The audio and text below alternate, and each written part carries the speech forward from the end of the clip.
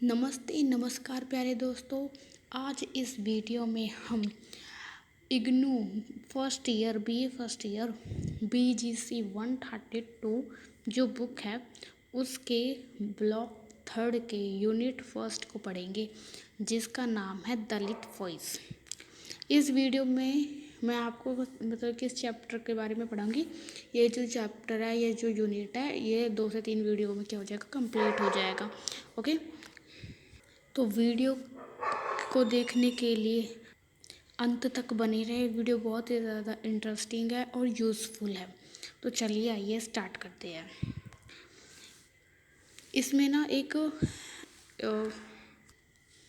इस यूनिट में सबसे पहला क्वेश्चन ये आता है कि दलित साहित्य क्या है, दलित लोग कौन हैं, उनका हम अध्ययन क्यों करें, वो हम लोगों से अलग क्यों है, उनका दलित आंदोलन के दौरान क्या बदलाव आए थे, वो हम लोगों से क्यों दूर है, हम उन लोगों के साथ क्यों भेदभाव करते हैं।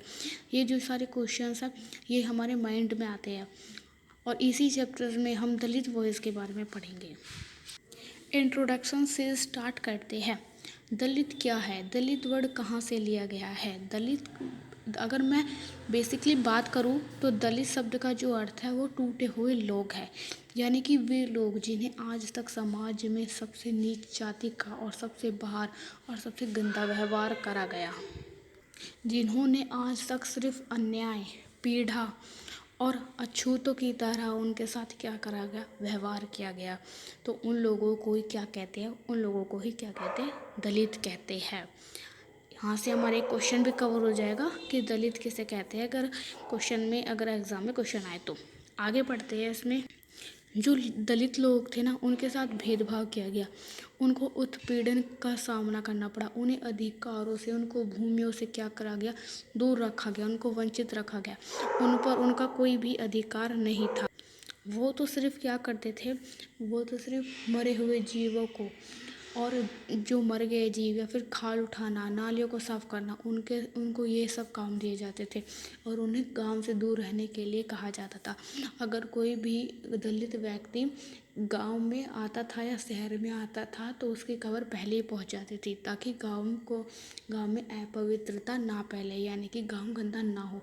तो ये सारे के सारे भेदभाव किसके साथ किए जा रहे थे, एक दलित लोगों के साथ किए जा रहे।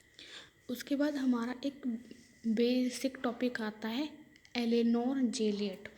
ये वे व्यक्ति थे जिन्होंने कहा था कि क्या गैर जो दलित है वो साहित्य लिख सकते हैं, और इसके संबंध में ही कुछ लेखक आए थे जिन्होंने दलितों से रिलेटेड साहित्य में महत्वपूर्ण योगदान दिया। वो चाहते थे कि दलितों के साथ जो भेदभाव हो रहा है या उनके साथ जो अन्याय हो रहा है उनको समाप्त या ख़त्म किया जा सके।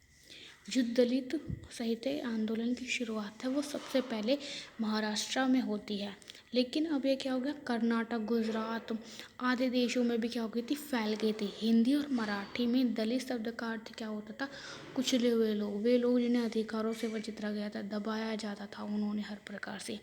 महाराष्ट्र, मध्य प्रदेश, उत्तर प्रदेश जैसे सभी राज्यों ने हरिजन, अनुसूचित जाति या अछूत जैसे अन्य नामों के बजाय दलित शब्द को आधिकारिक रूप से मान्यता दी।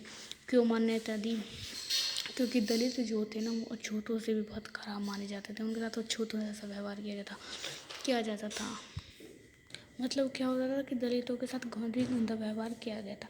उसके बाद हमारा इस टॉपिक में आते हैं BR अम्बेडकर। जो दलित सत्याग्रह था वो महार जाति से शुरू किया गया था और यह जो आंदोलन था 1920 में BR अम्बेडकर के द्वारा शुरू किया गया था।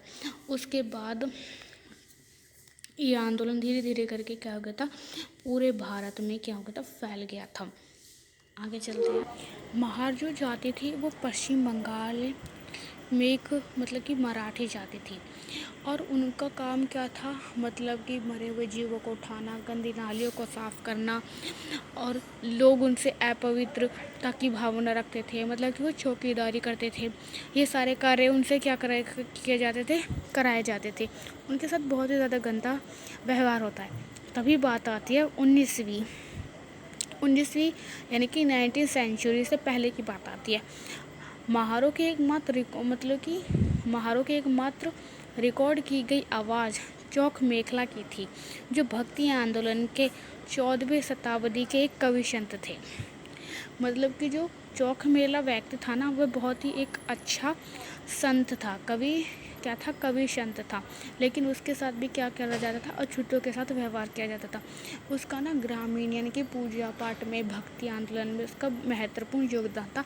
और वो साथ ही साथ क्या करते थे, भक्ति करते थे, फिर भी लोग उनके साथ अछूतों जैसा व्यवहार करते थे। उसके बाद पढ़ते हैं हम आगे की बातें। उसके बाद चौक मेखला जी की आत्मकथाएँ वगैरह क्या हो जाती है, शुरू हो जाती है। उसके बाद एक व्यक्ति आते हैं, गोपाल बालक और वल्लंगकर नाम के एक व्यक्ति आते हैं। वल्लांगकर नाम के एक व्यक्ति आते हैं। उन्होंने सैनिकों के लिए क्या उठाई थी, आवाज़ उठाई थी। उन्होंने अखबार भी शुरू किया था।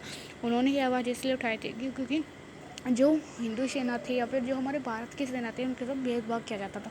भारत की सेना को अधिक वेतन दिया जाता था और इंडिया की सेना को जो किया जाता था, कम वेतन दिया जाता था। उनके साथ भेदभाव किए जाते थे।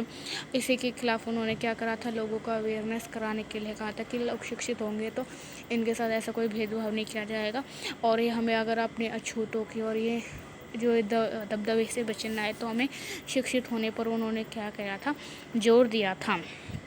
उसके बाद 1920 के दशक जो बी.आर. अम्बेडकर एक अत्यंत उच्च शिक्षित नेता के रूप में उभरे।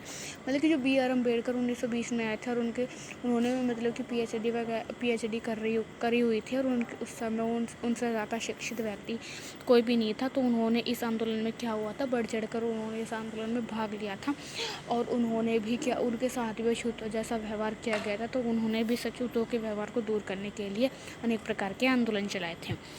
तो ये हमारा आज का टॉपिक था। मिलते हैं नेक्स्ट वीडियो में। अगर वीडियो अच्छी लगी हो तो like and share and subscribe ज़रूर करें।